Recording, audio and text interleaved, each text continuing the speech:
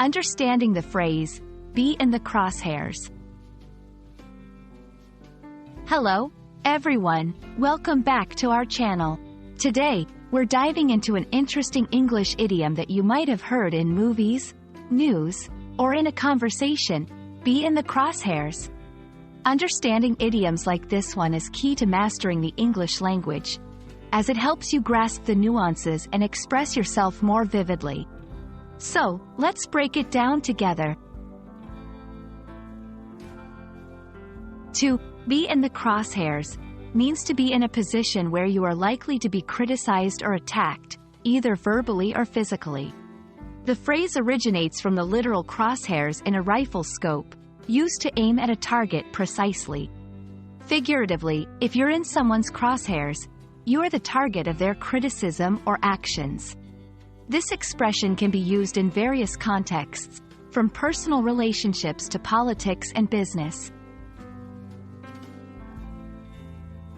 To better understand how to use this phrase, let's look at a few examples. 1. In the workplace, after the budget shortfall was announced, the project manager found himself in the crosshairs of upper management. 2. In politics, the senator has been in the crosshairs of media scrutiny after the scandal surfaced. 3. In social situations, ever since the argument at the party, I feel like I've been in the crosshairs of my friend's gossip. These examples show how the phrase can convey the sense of being targeted or under threat in different scenarios. When using this idiom, it's important to remember its connotations of threat or criticism.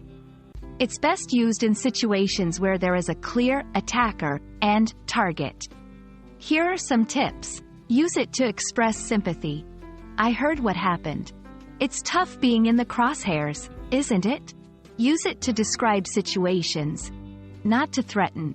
It's insightful when describing scenarios, but avoid using it to intimidate others.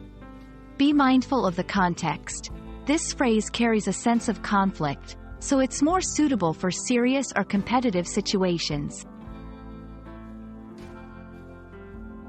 We hope this explanation helps you understand what it means to be in the crosshairs, and how to use this idiom effectively in your conversations.